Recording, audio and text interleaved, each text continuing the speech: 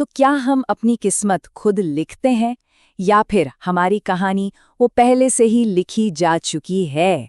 आज हम इसी सदियों पुराने सवाल की तह में जाएंगे। पता करेंगे कि हमारी जिंदगी की लगाम आखिर है किसके हाथ में। और ये सवाल ये सिर्फ बड़े बड़े फिलोसोफर्स के लिए नहीं है। नहीं, ये हम सबकी जिंदगी से जुड़ा है। इसका जवाब हमारे सोचने, काम करने, अरे जीने के तरीके को भी पूरी तरह से बदल सकता है। तो इस गुत्थी को सुलझाने के लिए ना, चलिए थोड़ा समय में पीछे चलते हैं। कहाँ? प्राचीन रोम की गलियों में, जहाँ एक गुलाम हमें सिखाएगा आज़ादी का सबसे बड़ा सबक।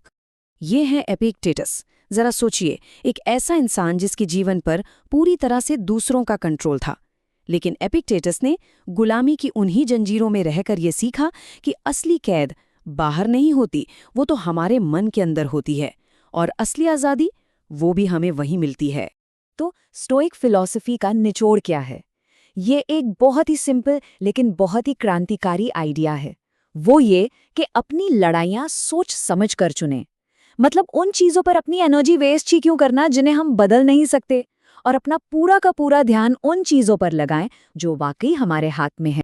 ये जो लिस्ट है ना, ये सिर्फ एक लिस्ट नहीं है, ये एक टूल है, एक औजार है। ये हमें सिखाता है कि अपनी मेंटल एनर्जी को इन्वेस्ट कहाँ करना है ताकि उसका सबसे ज़्यादा असर हो। देखिए, दूसरों की राय बदलने की कोशिश करने से अच्छा है कि अपने फैसलों को बेहतर बनाने पर ध्यान दिया जाए। असली ताकत तो यही है।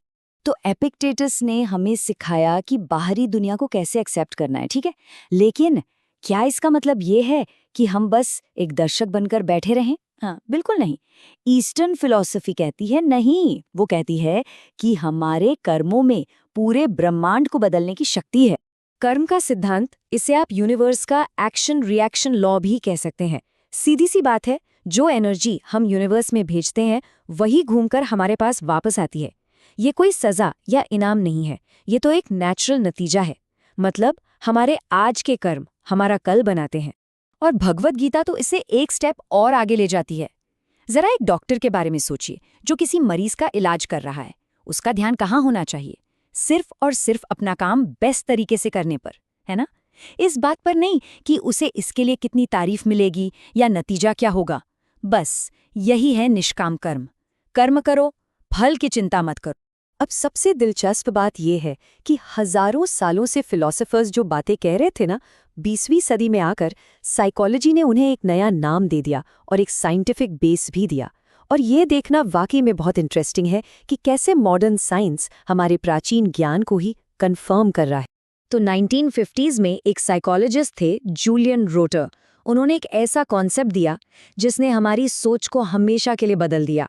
उन्होंने बस एक सवाल पूछा कि अपनी जिंदगी की गाड़ी हम खुद चला रहे हैं या हम सिर्फ एक पैसेंजर हैं जो बस किस्मत के भरोसे बैठा है। ये सुनने में बहुत सिंपल है, लेकिन है बहुत गहरा। जब कोई सफल होता है तो क्या वो कहता है मैंने मेहनत की थी, या ये कि मेरी किस्मत अच्छी थी? और जब कोई असफल होता है तो क्या वो कहता है मुझे और कोशिश करनी चाहिए थी, या फिर सवाल ही बहुत मुश्किल थे?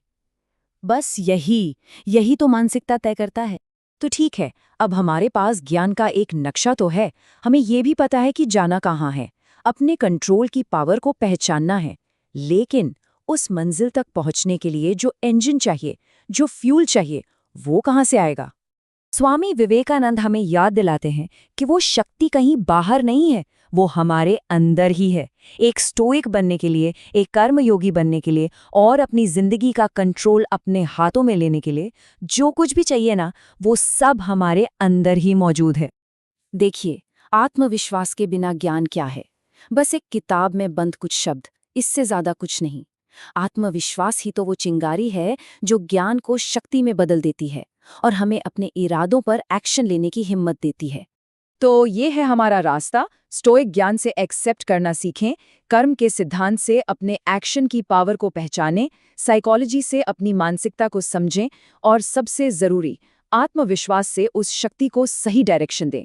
यह सिर्फ जानने की बात नहीं है, ये करने की बात है। हम दुनिया को नहीं बदल सकते, लेकिन खुद को तो बदल सकते हैं। और जब कोई खुद को बदलता है तो दुनिया अपने आप बदल जाती है। तो सवाल ये है कि आज अपनी कहानी का कौन सा पन्ना लिखा जाए?